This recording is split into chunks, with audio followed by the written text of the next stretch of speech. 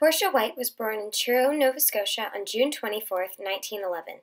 Her parents, Isidora and William Andrew White, gave birth to 13 children, and Portia was the third. Not only did Portia White make an impact, so did her brother William White and Bill White. When Portia White was 18, she entered the Dalhousie University.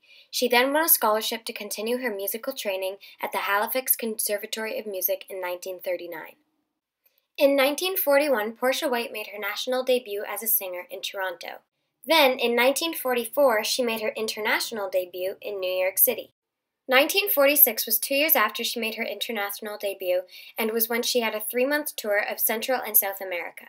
Another 2 years later, in 1948, she sang in France and Switzerland. Unfortunately, when Portia was 40 years old, she developed vocal problems and had to stop singing her classical European music and Negro spirituals.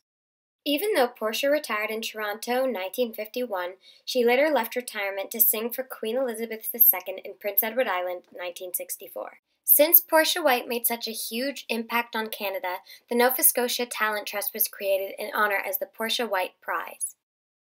In Halifax, she has a street named after her, which is called Portia White Court. There is a Portia White Atrium in Citadel High School. She has a play about her life that has been presented several times. It's called Portia White, First You Dream. Her legacy was that she was the first Black Canadian singer to win international acclaim, and her voice was said to be a gift from heaven. Portia White was one of the best classical singers of the 20th century. And lastly, she had her face on a stamp in 1946.